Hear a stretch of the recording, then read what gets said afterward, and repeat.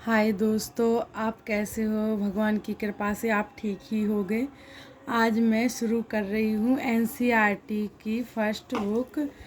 हाँ, पृथ्वी हमारा आवास, सौरमंडल में पृथ्वी, पहला चैप्टर आज मैं शुरू कर रही हूँ। आप इसको अच्छे से देखिए, समझिए और याद करिए, क्योंकि ये हर एग्ज़ाम के लिए अवेलेबल है। हम इसको मोस्ट तरीके से पढ़ेंगे, हम सारा नहीं रिवाइज करेंगे। जो मोस्ट पेपर में एग्ज़ाम में आता है ना, उसी को पढ़ेंगे। और ये मतलब फालतू इसमें रखा रहता वो नहीं पढ़ेंगे। हम यहाँ से स्टार्ट करते हैं। मैंने सभी पर लाइटर कर लिया, क्योंकि इसको पढ़ने में आसानी रहेगी और मोस्ट पढ़ने में समझ आएगा।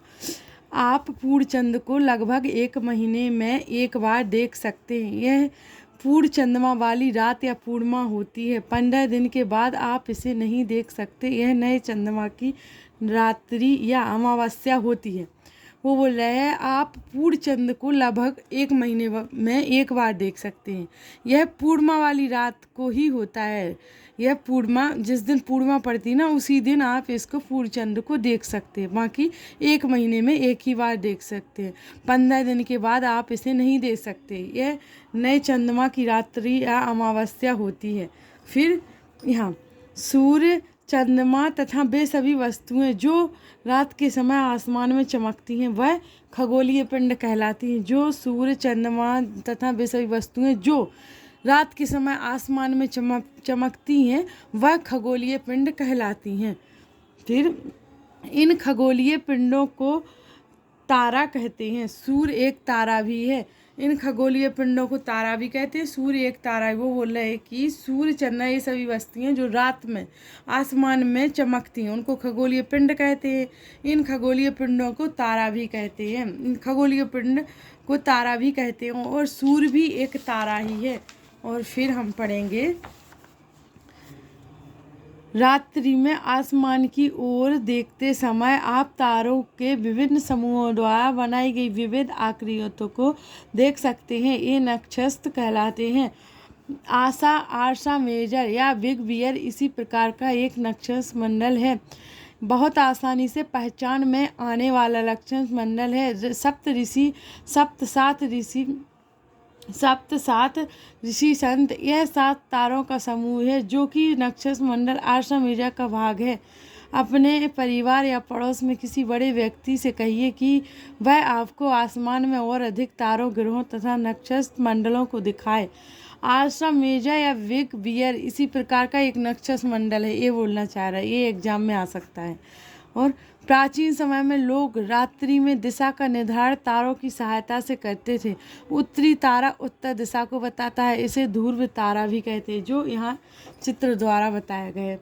ये लड़की खड़ी ना, जो इसकी जो संकेतिक तारा जी इस साइड देख रही है, ध्रुव तारा को देख रही है, उत्तर दिशा में देख रही है। तो वो बोल रहे हैं उत्तरी तारा उत्तर दिशा को बताता है। जो उत्तरी तारा है ना, उत्तर दिशा को बताता है। ध्रुव तारा उसको कहते हैं, ध्रुव तारा। ये आ सकता है पेपर में। दूसरा है कुछ खगोलीय पिंडों में अपना प्रकाश एवं ऊष्मा नहीं होती है। कुछ खगोलीय पिंड ऐसे भी होती है जिसमें अपना प्रकाश एवं ऊष्मा नहीं होती है।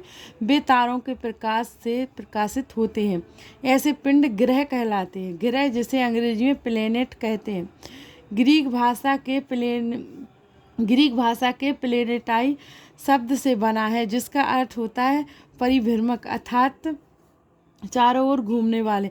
परिभ्रमण मतलब तो आप समझते ही, जो चारों ओर घूमते हैं उसको।